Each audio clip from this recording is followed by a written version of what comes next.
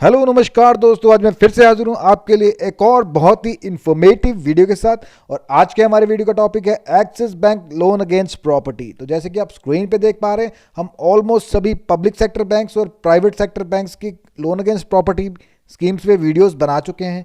उसके अलावा loan against property rentals, personal loan, pension loan, gold loan, two wheeler loan, four wheeler loan, commercial vehicle, personal vehicle, education loan, home loan.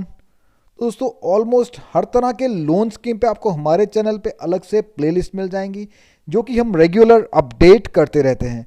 और आज के video में हम आपको बताएंगे कि आप एक्सिस बैंक से लोन अगेंस्ट प्रॉपर्टी कैसे ले सकते हैं, क्या एलिजिबिलिटी क्राइटेरिया रहेगा, क्या क्या डॉक्यूमेंट्स आपसे लिए जाएंगे, कितना मैक्सिमम आपको लोन दिया जाएगा, क्या इंटरेस्ट रेट चार्ज किया जाएगा, क्या सिक्योरिटी होगी, क्या मार्जिन होगा, और इसके अलावा आपसे क्या क्या चार्जेस लिए जाएंगे। मैं हूं आपका दोस्त रोहित, स्वागत करता हूं आप सबका टेकी पंडित में। और जुड़े रहिए हमारे साथ और भी ऐसे इंफॉर्मेशनल वीडियोस के लिए। तो आइए स्टार्ट करते हैं आज का ये वीडियो।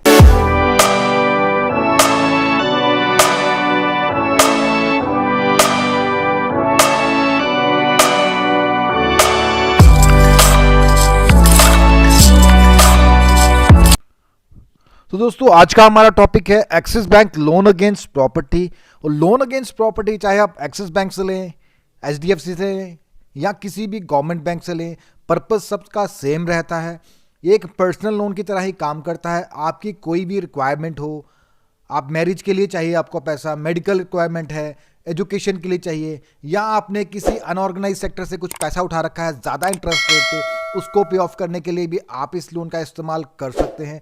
उसके अलावा और भी आपकी कोई लेजिटिमेट रिक्वायरमेंट है, कहीं बिजनेस में इन्वेस्ट करना चाहते हैं, कोई मशीनरी या इक्विपमेंट खरीदना चाहते हैं, या कोई और आपकी रिक्वायरमेंट है, उसके लिए आप इस लोन स्कीम का लाभ उठा सकते हैं। एलिजिबिलिटी क्राइटेरिया क्या रहता है? एक्सिस बैंक या किसी भी बैंक से अगर आप लोन अगेंस्ट प्रॉपर्टी ले रहे हैं तो कोई भी इंडिविजुअल, चाहे वो सैलरीड हो, बिजनेसमैन हो, या कोई प्रोफेशनल हो जैसे कि doctor, engineer, dentist, architect, chartered accountant, तो हर तरह का इंडिविजुअल जिसकी रेगुलर सोर्स ऑफ इनकम है, इस लोन स्कीम के लिए एनआरआईज भी एलिजिबल होते हैं, चाहे वो सैलरीड हो या उनका और कोई रेगुलर सोर्स ऑफ इनकम है। अगर आप सैलरीड हैं तो भी आप इस लोन को ले सकते हैं, अगर आप बिजनेसमैन हैं तो भी आप इस लोन को ले सकते हैं, प्रोवाइडेड कि आपके पास जो वैलिड इनकम प्रूफ होना चाहिए। उसके अलावा एक प्रॉपर्टी होनी चाहिए जिसको आप मॉर्टगेज कर सकते हैं, उसके अगेंस्ट में आपको लोन इजीली मिल जाएगा। हाँ, एज क्राइटेरिया इसमें जो रखा गया है, तो मिनिमम एज जो है 24 ईयर्स मांगी है एक्सिस बैंक ने, तो ज़्यादा से ज़्यादा 65 ईयर्स है। बट अगर आप सैलरीड हैं तो आपकी रिटायरमेंट एज ही आपकी फाइनल एज रहेगी। उस केस में अगर आप 60 ईयर्स में रिटायर हो रहे हैं तो 60 ईयर्स में आपको ये लोन पूरा रीपे करना होगा। अगर आप 58 में हो रहे हैं तो 58 ही आपकी मैक्सिमम एज लिमिट रहेगी। अदरवाइज अगर आप किसी और प्रोफेशन से बिलोंग करते हैं तो 65 ईयर्स जो है वो मैक्सिमम रखी गई है एज लिमिट। तो डॉक्यूमेंटेशन क्या चाहिए लोन अगेंस्ट प्रॉपर्टी के लिए? तो डॉक्यूमेंटेशन सेम है, आप किसी भी बैंक से, इंडिया में किसी भी बैंक से अगर आप लोन अगेंस्ट प्रॉपर्टी लेते हैं तो डॉक्यूमेंटेशन सेम रहेगी, चाहे वो प्राइवेट सेक्टर बैंक है या पब्लिक सेक्टर बैंक है। तो सबसे पहले बोरोवर का केवाईसी मांगा जाता है। केवाईसी में आपका एड्रेस प्रूफ जैसे कि piped gas connection bill, electricity bill, telephone bill, passport, landline telephone bill, या कोई भी वैलिड एड्रेस प्रूफ। उसके बाद में आईडी प्रूफ जैसे कि PAN card, voter ID, driving licence, या कोई भी वैलिड आपका फोटो आईडी। और उसके बाद में आपका इनकम प्रूफ रहेगा। और इनकम प्रूफ जो होगा वो डिपेंड करेगा, क्योंकि ये वेरी करेगा प्रोफेशन टू प्रोफेशन। तो अगर आप सैलरीड हैं तो सैलरीड के लिए लेटेस्ट 3 जो आपकी सैलरी स्लिप्स होंगी वही आपका इनकम प्रूफ रहेगा।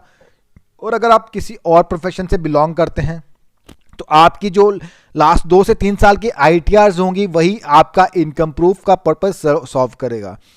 तो आपको आईटीआर्स देनी पड़ेंगी अगर आप सैलरीड नहीं हैं। अगर आप सैलरीड हैं तो लास्ट 3 आपको सैलरी स्लिप्स कम से कम देनी होंगी। उसके बाद में आपको बैंक स्टेटमेंट देनी होगी अपने बैंक की। अगर आप एक्सिस बैंक के कस्टमर हैं तो ये रिक्वायर्ड नहीं है। अगर आप किसी और बैंक के कस्टमर हैं तो आपको कम से कम लास्ट 6 महीने की अपने सैलरी अकाउंट की या बिजनेस अकाउंट की स्टेटमेंट देनी होगी। उसके बाद में आपकी जो प्रॉपर्टी है उसके अप्रूव्ड प्लान की कॉपी भी देनी होगी। टाइटल डॉक्यूमेंट्स भी देने होंगे। तो इसके अलावा आपको क्वांटम कितना दिया जाएगा, मैक्सिमम लोन अमाउंट कितना दिया जाएगा और मिनिमम कितना रहेगा। तो कम से कम इस स्कीम में एक्सिस बैंक जो आपको दे रहा है लोन अगेंस्ट प्रॉपर्टी में 5 लाख कम से कम देगा और मैक्सिमम जो लिमिट है वो 5 करोड़ है।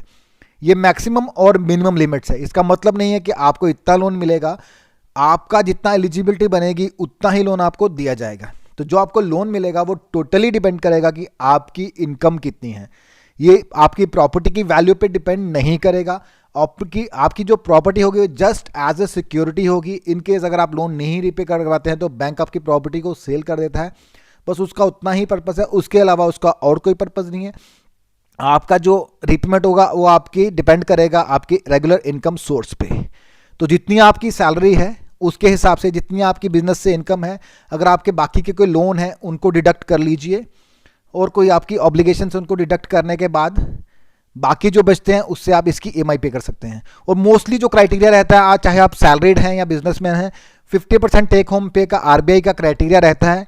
कई बार ये 40% तक ईज हो जाता है। तो 50% आप मान के चलिए आपकी जितनी सैलरी है। फॉर एग्जांपल अगर आपकी 1 लाख सैलरी है तो 50,000 आपकी सैलरी सेफली घर पे जानी चाहिए। बाकी के 50,000 में से ही आपको जो लोन दिया जाएगा और उसी 50,000 में से आपकी बाकी की किस्तें भी निकलेंगी, आपकी और कोई ऑब्लिगेशंस हैं वो भी आपको उसी में से पे करनी होंगी और प्रॉपर्टी आपकी एज ए सिक्योरिटी रहेगी।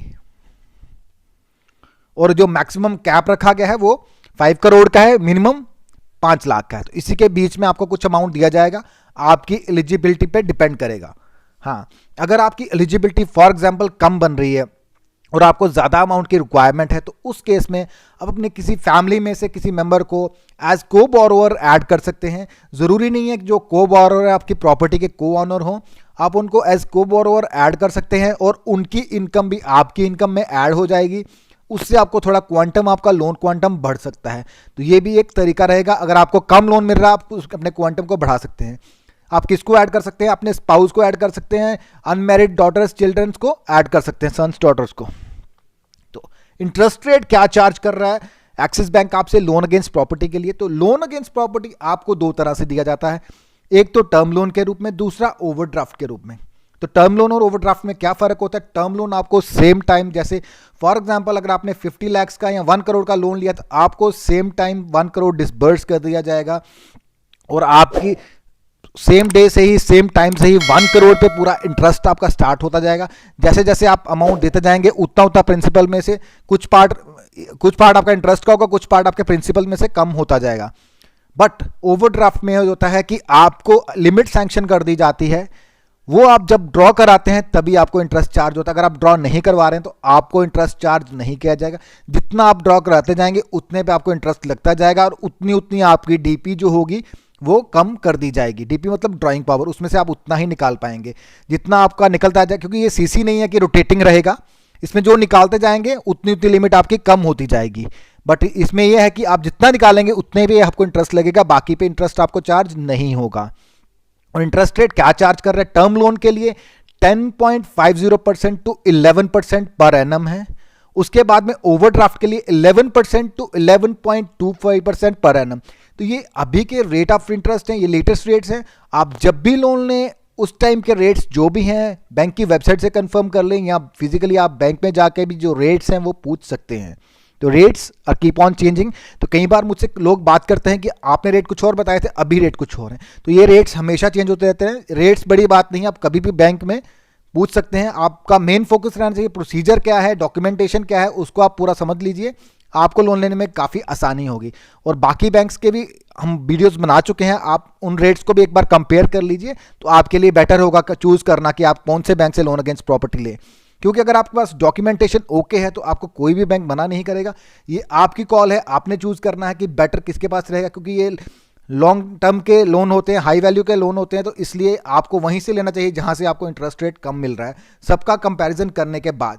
तो कंपैरिजन करने के लिए हमने आपको सभी वीडियोस दे दी है, आप सबको देख के बारी बारी उनका कंपेयर एक बार कर लीजिए। तो लोन रिपेमेंट पीरियड कितना रहेगा? एक्सिस बैंक का जो लोन रिपेमेंट पीरियड है अप टू 20 ईयर्स है, मैक्सिमम 20 ईयर्स रखा गया है। तो इसके बीच में जब भी आप चाहें लोन अपना रिपे कर सकते हैं। तो इस जो लोन लोन अगेंस्ट प्रॉपर्टी है, इसमें बैंक लोन सिक्योरिटी के लिए क्या करता है कि आपकी जो प्रॉपर्टी होती है उसकी मॉर्टगेज की जाती है। तो वो टाइटल डीड्स वगैरह बैंक के पास रहती हैं तब तक जब तक कि आप पूरा लोन रिपे नहीं कर देते। जैसे ही आप लोन रिपे कर देंगे आपके टाइटल डीड्स डॉक्यूमेंट्स आपको लौटा दिए जाएंगे और आपकी प्रॉपर्टी जो है फ्री हो जाएगी। बट जो प्रॉपर्टी है वो इजीली मार्केटेबल होनी चाहिए। ऐसी प्रॉपर्टीज़ में बैंक कभी भी इन्वेस्ट नहीं करता जिनमें कोई झगड़ा हो, झमेला हो या इजीली मार्केटेबल, इजीली सेलेबल नहीं होती हैं। तो जो प्रॉपर्टीज़ फ्री फ्रॉम इनकम्बरेंसेस या इजीली सेलेबल होती हैं वही प्रॉपर्टीज़ पे बैंक लोन करता है। और एक चीज़ और, ये जो लोन है, लोन अगेंस्ट प्रॉपर्टी, आपको एग्रीकल्चरल लैंड के अगेंस्ट में नहीं दिया जाता। ये रेजिडेंशियल और कमर्शियल प्रॉपर्टी में प्रेफरेबली जिसमें आप स्टे कर रहे हैं इजीली बैंक उस पर लोन कर देता है। बट प्रॉपर्टी आपकी रेजिडेंशियल या कमर्शियल हो तभी, एग्रीकल्चर पे आपको ये लोन नहीं दिया जाता। तो चार्जेस क्या क्या ले रहा है एक्सिस बैंक आपसे लोन अगेंस्ट प्रॉपर्टी के लिए? तो 1% ऑफ द लोन अमाउंट और ₹10,000 विच एवर इज हायर।